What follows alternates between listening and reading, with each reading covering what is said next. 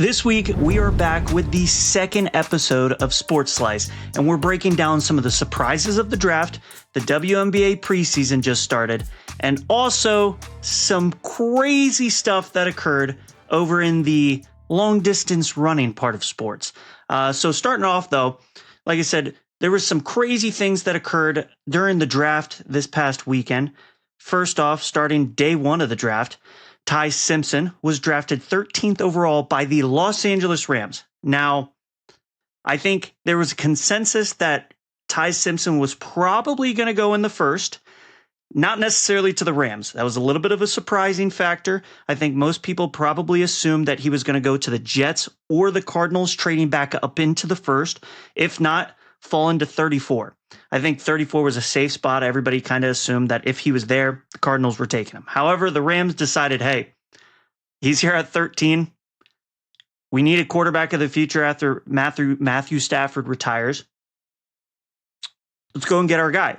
Now, instantly when that happened, obviously all of the media wanted to talk to the Rams GM, Sean McVay, see what their whole thought process was behind it.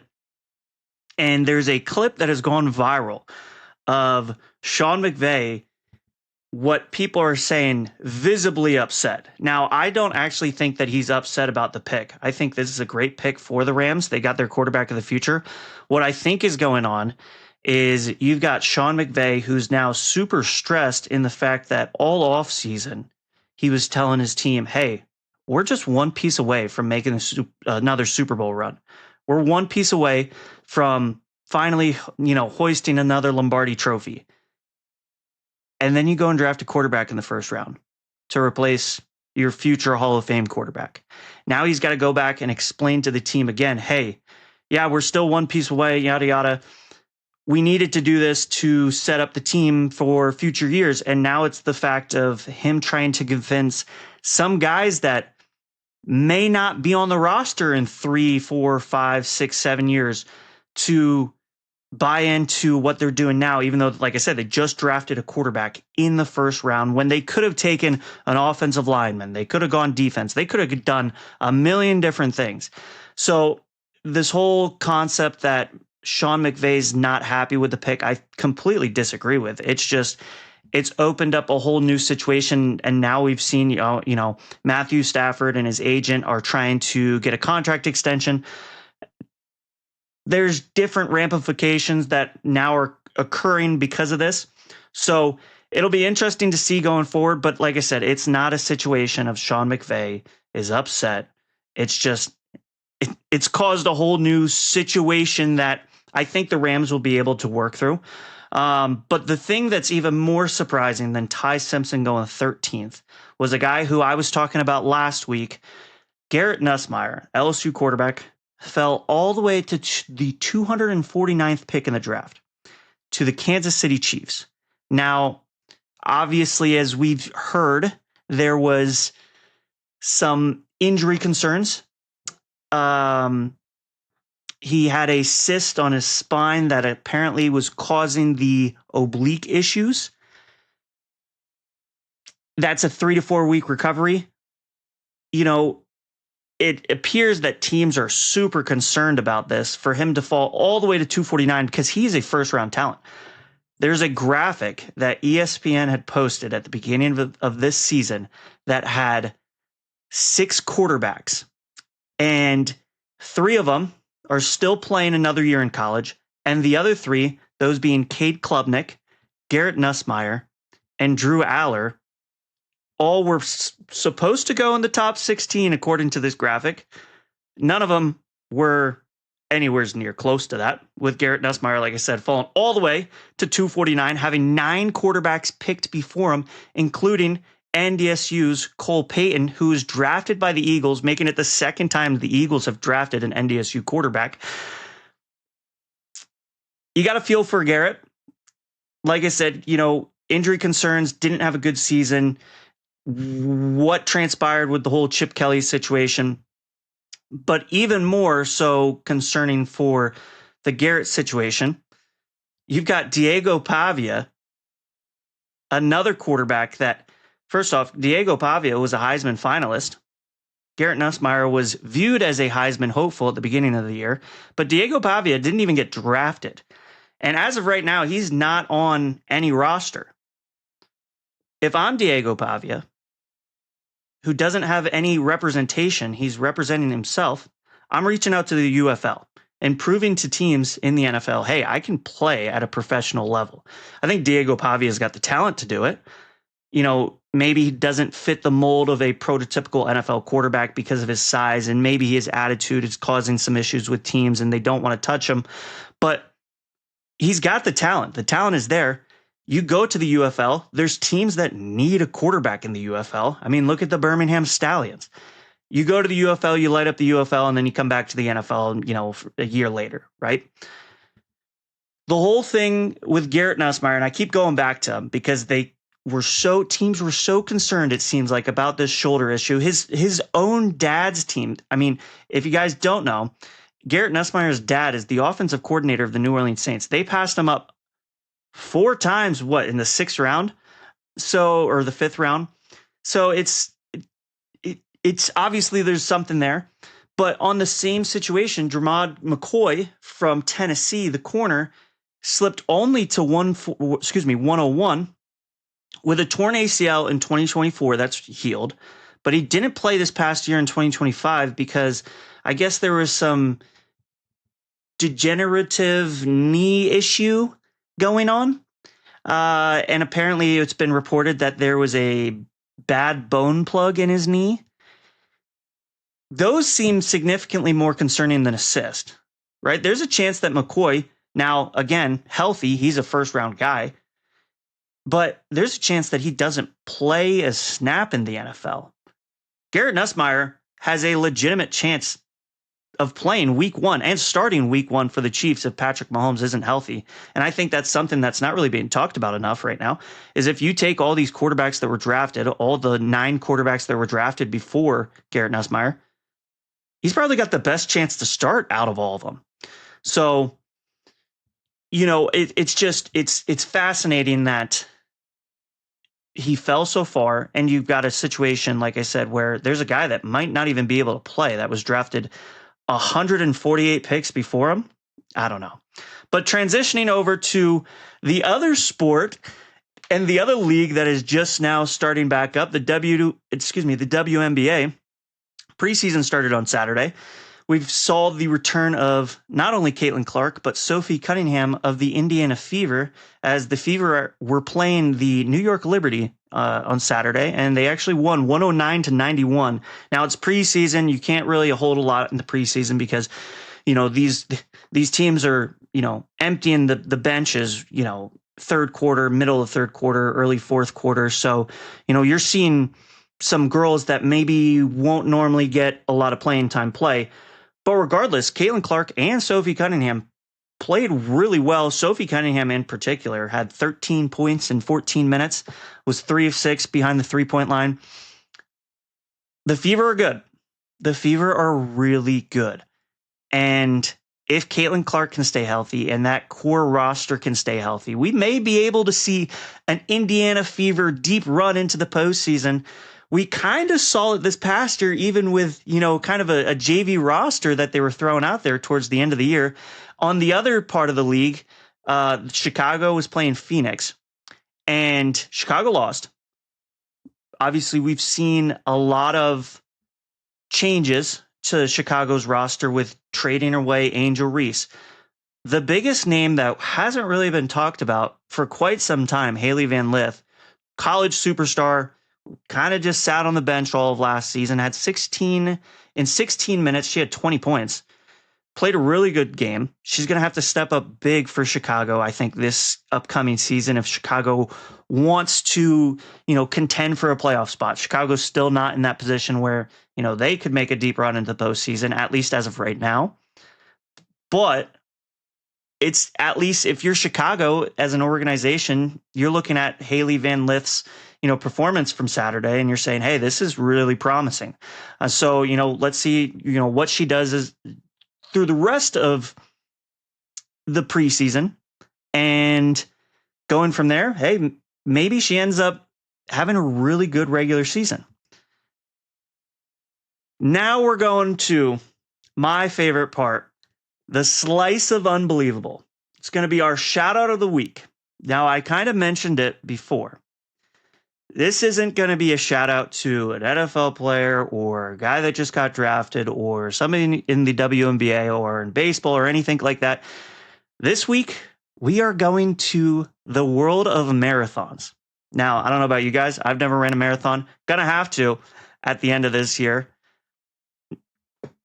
Haven't really been training for it, so I'm going to be struggling. But there are people that are training for marathons, and two guys in particular on this past Sunday's London Marathon.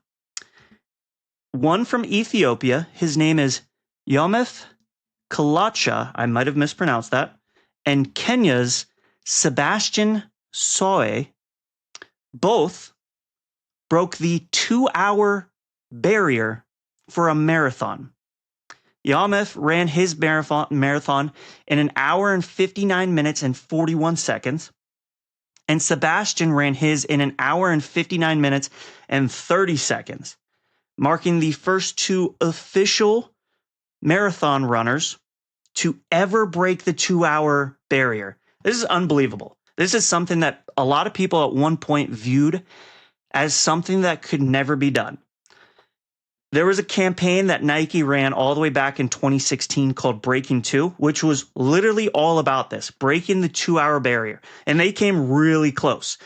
They had a runner from Kenya. His name was, I might mispronounce this, but his name was Rulid Kipkoji, and he ran his marathon in 2 hours and 25 seconds. Now, it's not technically viewed as a official number just because of there were some pacemakers and just things that, it was not a normal marathon. What Kenya's Sebastian Soy and Ethiopia's Yomif Kalicha did is unbelievable, and we got to give them just a massive round of applause. I mean, this is incredible.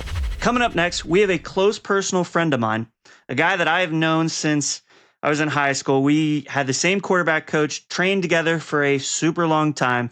He's a former quarterback from NC State, Cal, where he was actually teammates with Fernando Mendoza, and Akron quarterback, Ben Finley. You guys won't want to miss what Ben has to talk about. We're going deep diving into him being a teammate with Fernando Mendoza, some of the situations with the transfer portal and how NIL affects that because he was in the transfer portal twice, and just really talking about life as a Division I quarterback. We're here with former NC State, Cal, and Akron quarterback Ben Finley. If you guys don't know, Ben and I actually used to work out and train together during high school and a little bit in college with none other than the Rudy Carpenter. But how are you doing, Ben? I'm doing great. I'm happy to be here and appreciate you reaching out. I'm glad I could do this with you. Yeah, absolutely. Yeah. It's been a while since we've connected. Gosh. It's been a long time. Yeah. Going back to the days of working out together in the 120-degree Arizona heat during the summer. It's crazy. Oh, absolutely crazy. Yeah. But yeah, so we'll get right through these. So we're going to kind of go back in time here a little bit. Right. Back to 2022 when you were at NC State. Yep. First career start. Do you remember it? Oh, do I remember it? Of course I remember it. Iconic double overtime win against UNC. You threw for 271 and 2 touchdowns. Did you know you were going to start that week? I know you played the week prior against Louisville, but did you know you were going to start that week? No, I didn't. I remember splitting reps, getting a few reps during the week, and then pretty sure Friday night I got a call from our OC, and he just he was like, "Ben, you're starting tomorrow," and I was like, "All right, sweet."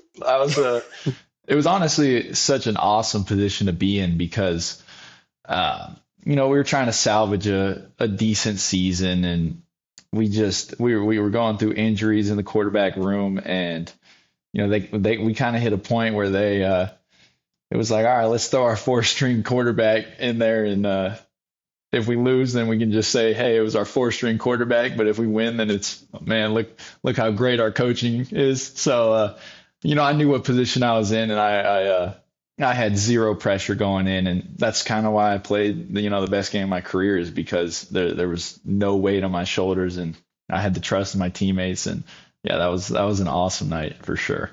Dude, I remember seeing it live. I was actually back here in Arizona because our season was done. We went like 2-9, so like we weren't in the playoffs or anything like that in the NAIA. And it was myself and my dad and my mom. We were sitting watching it in the living room. We're like, dude, I think Ben's gonna pull this off, because you guys were, I think, sitting at 5-6. I think that was the last game of the season, right?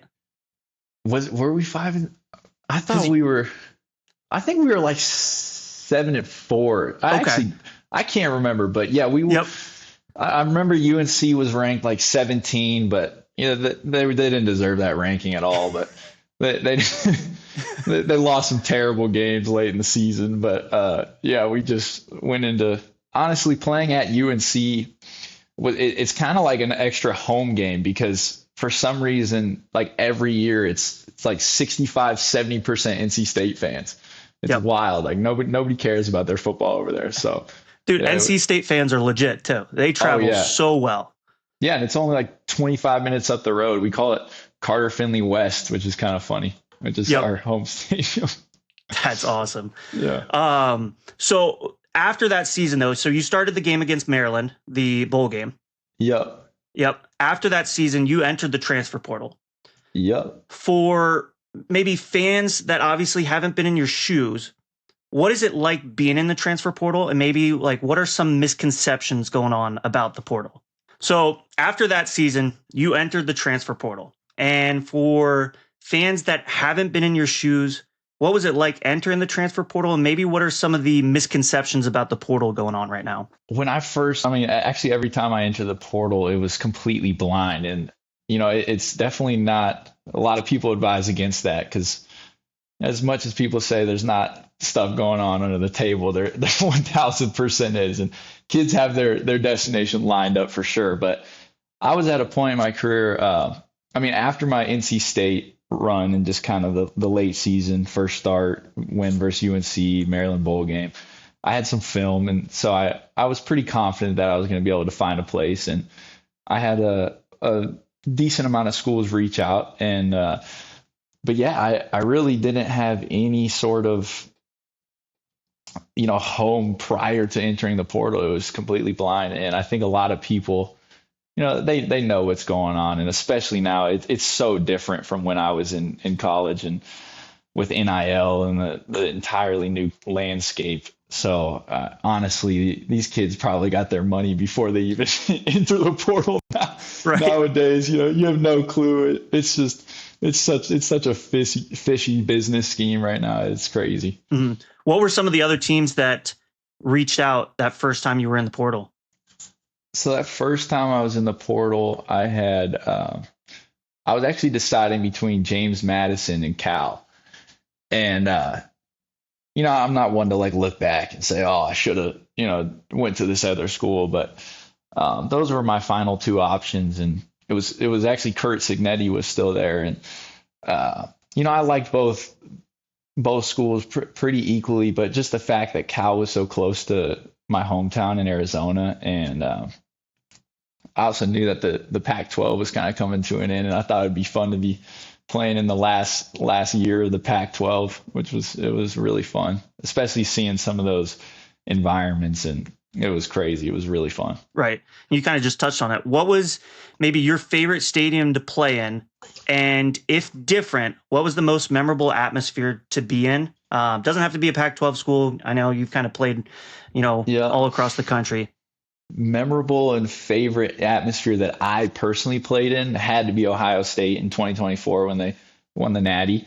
It was their opening game, first game of the season. We rolled in there with a $0 budget team playing probably a $60 to $100 million team. Right. It was unbelievable. I already seen like 4 of those guys get drafted yesterday, which is it's pretty awesome to be able to say we played the national But that was a really cool environment in the shoe. And then, but like the best atmosphere I've ever seen, hands down, is Clemson, Death Valley at night. The night games, unbelievable. I remember when I was back up to Devin Leary that game. We were playing DJ. I cannot pronounce that dude's last name. Ugalele. Yeah, yeah. DJ, and then Will Shipley was the running back, and I just remember walking out the tunnel and looking straight up, and the stadium is so vertical that like there's just fans up in the third section just completely in the dark because the lights are in front of the. It was the craziest thing ever. I'm just like picking people out. It seemed like they were miles away up there. And then they had this sweet little fourth quarter tradition where their strength coach comes in and hypes them up, and the whole crowd goes crazy, and then they play the AC/DC song or whatever. It was so cool. I remember having chills. That was the first time I ever like got chills in an atmosphere. That was crazy. That's unreal. And did you guys come out before they did like the Clemson walk, or did you guys come out after? Like when they run down the hill? No, so we were sitting in the tunnel waiting, and I remember everybody's like, "Man, don't pay attention to that," you know. And I'm on my tippy toes. You're like, I'm like, "Holy crap, this is crazy," you know. But no, there's something about that entrance when they drive around from their locker room to the ramp. Like it's just like the anticipation. It's nuts. It kind of like it's a cool little intimidation factor that I don't think really many teams have, you know. But yeah, watching them run down and seeing Dabo Sweeney's goofy ass running full speed down, that is my favorite thing ever. Seeing Dabo just full speed sprinting, dude, and he's moving. Man. Oh, he's like flying. Like that dude trains all off season just for those, 6 home games. Oh yeah, and he just eats it up. I know he loves it. That's awesome. Oh man. So kind of going from your time at NC State, transferring over to Cal. I know you touched on that you played against a couple of the guys that just got drafted yesterday at Ohio State. But while you were at Cal, people might not know that in 2023, Fernando Mendoza was a freshman. How was that? Like, obviously it was you, Sam Jackson, right? And then Sam Jackson the fifth. Yep. Yeah. And then Fernando. How was the quarterback room? And did you know all the way back in 2023 that Fernando was going to be like the number 1 overall pick eventually? I mean, no, nobody knows that. But what I did see with Fernando is Fernando is one of the most unbelievable leaders I've ever been around. Just like his charisma and just the way he could just get through, negative things happening within a game and just always positively lifting up his teammates. That was one thing everybody, even if you were in the stands, you could see, he would just get smacked, hop up and make sure his left tackle's all right. It's like crazy.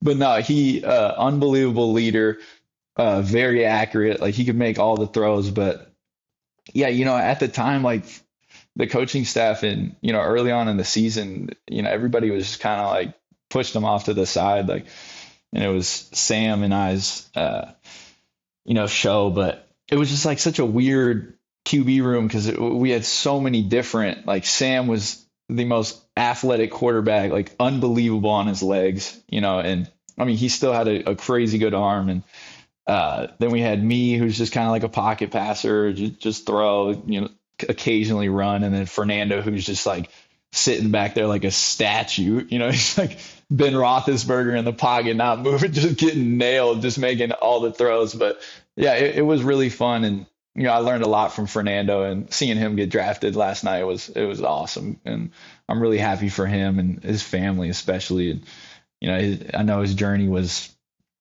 I think he came out of high school as a 1 or 2 star, completely under recruited. And, those stories are awesome. The underdog story is always the best. And, right. Yeah. And I don't think you give yourself enough credit, because that run that you had this past season, the dive into the end zone was unreal. That was elite. I actually this past season I got my first collegiate rushing touchdown, and then the next week I got back-to-back rushing touchdowns. And that run versus Buffalo that I had was pretty sweet. I had like five guys on the floor. Yep, yep. Yeah, it was completely botched read too. Love I completely messed it up. It was awesome. Those are the best, right? Oh yeah. Like, you just follow the running back. Yep. Exactly. Yeah, it was great. So was there a throw throughout your college career that has stuck with you that is like you want back so bad?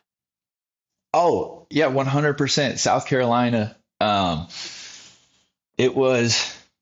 I can't remember the score, but it was either a 1 or 2 score game in like the second quarter, and I overthrew a wide open just go route deep ball, and we would have. I think we would have made it like a 3-point game, and we were like actually surprisingly in that game, which was kind of nuts being in that environment and playing the SEC, but that throw has always stuck with me. And I actually, my girlfriend put together a scrapbook of all my college football pictures and all this.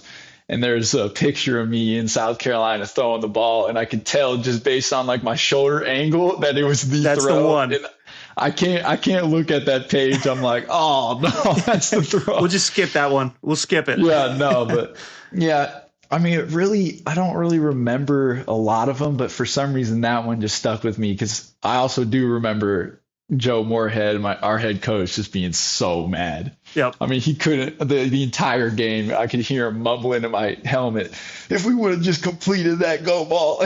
And it was funny, but yeah, definitely that throw. Mm-hmm. And then another kind of rapid fire question here: what was your if you had one, what was your welcome to college football moment? So like for me personally, it was my first career start, which was a lot different from yours, where I threw 6 picks in a game. And like, that's a story for another time, but like everybody's got one. So like, what's yours? Well, my welcome to college football moment was my first ever throw in spring ball at NC State. My first year. I mean, I was just like a little scrawny, skinny white kid out there. I had no business, taking reps with the twos. And I remember we were running a simple smash concept. The corner bit on the hitch, and I go to just throw this corner route. Just beautiful ball. And it just floated up in the air, and the corner just reacted, picked it off, took it to the house. And I just remember sitting there. I was like, holy crap. Like, I just threw a beautiful ball, and it just like didn't have enough juice on it. Yep. And that's when I was like, dang, like just the speed difference from high school to college. It's you can't even really put it in words. It's night and day. It's unbelievable how fast those games are. Right. And that's when I was like, all right, I gotta get my arm up to speed, and so I can make these throws, because the read was there, everything was perfect, but he just made the play. Yep. Yeah, that was definitely. I don't know about you, but at least early on in college, like anytime I made a bad play, or even it's like a bad throw in practice, like I just heard Rudy's voice in my head of like, Tim, like you got to be quicker. Like you're not going to make that throw. Like you're just not going to make it. And like just all throughout college, I was like, wow, like Rudy was right about a lot of stuff. Oh yeah, he was. He definitely was. Yep. But I honestly never really had time to think about Rudy because I was too busy getting ripped by my current coaches. Good point. It's a good point. Is there any misconceptions you think fans have about playing quarterback in college? In terms of like, I think everybody sees the kind of like the glory on Saturdays, but maybe not necessarily the behind the scenes stuff that is involved with playing quarterback. Yeah. Well, I just, a lot of fans, I don't know if it's not really necessarily a misconception, but they just have no clue what's actually going on. And you can tell because you just listen to even like commentators, you listen to them talk and people like commentating on games like, oh, what is he doing? He just missed that throw that they have no clue was the 5th read of his progression, and his 3rd read was open, so he threw it to him. Right. Stuff like that. And it's also, fans have no clue. Like, we're literally 18 to 22-year-old kids. Like, we're kids, and they're out here throwing thousands of dollars on MGM Grand Sportsbook, like betting, like, dude, this kid just had 5 beers last Saturday after the game, and he's probably smoking weed 2 days before the game, and you're out here throwing thousands of dollars, and like, it's just stuff like that. But no, they really don't have any clue what's going on mentally or physically out there in the game, and all this, like, oh, he should have seen that. But I mean, I'm 6'3", and I never saw over a single offensive line. Like, it doesn't matter if you're 5'10", 6'3", 6'5", maybe if you're like 6'7", 6'8", but like, you're not seeing over. You're seeing through helmets and shoulder pads, you know, and you got to throw to a certain spot. So I think that's the biggest misconception. There we go. And then last one here. So you ended up at Akron those last 2 years. You were their guy. I mean, you threw for over 5,000 yards, 35 touchdowns. But this past season, Akron was dealing with their APR situation. For people that don't know, that's their academic progress rate. And they actually had a penalty where you guys weren't eligible for postseason play. Yeah. When that happened, was that something that affected team morale, or was it more of like, hey, like, all bets are off, like, we're going to play spoiler each week? Yeah, it really didn't, because there was some sort of stat where, like, no one has ever lost a case with the NCAA in that sort of matter. Right. And so, like, if it were to come down and we won 6 games and went to, or were eligible for a bowl game, they would have appealed it. And, they were like really confident, and they might have just been blowing smoke, but everybody's like, oh yeah, like, right, we're gonna go to a bowl game. But no, the APR penalty was ridiculous. Like, we didn't practice on Thursday, so like all of Thursday was player led practices and like meetings and stuff, because we couldn't see the coaches. And just having like compliance in there, everybody who's been in college football knows that you don't want to ever see compliance in your building. And 100%. And so it was definitely, it put a damper on just like the feel of just every week. I'm sure it was really hard for Coach Moorhead to game plan and stuff, because you're missing an entire day of practice. Right. But well, that's all we got for you. Cool. Ben, appreciate you coming on, and yeah, it's been fun, man. It was great seeing you. It was great talking to you. I missed the 120. Dude. Honestly, on that turf, it felt like 140 degrees. Oh my gosh, there were so many times where, like, we'd be in line waiting for our throws, and I'd be like, dude, Ben, I don't think I can do this anymore. No, I literally remember leaving Rudy's workouts in tears when I was like 12 years old, because they were just so intense. Good, like, obviously prepared us for college and stuff, but like, you'd come back and like you're sitting in the car and like you're just soaked in just sweat. Like, your t-shirt's 30 pounds and it's just sweat, and it's like, I don't know if I could do this. Or like the sand workouts that we used to do at that one sand park over in Arcadia. Like Arcadia, yes. Yeah. Dude. Oh, those sand workouts, I don't wish those upon anybody. No. It's terrible. Thank you for listening to Sports Slice. Hit the follow button on the iHeartRadio app and check out my TikTok, Timbo Slice of Life 12, and the TikTok Podcast Radio Network.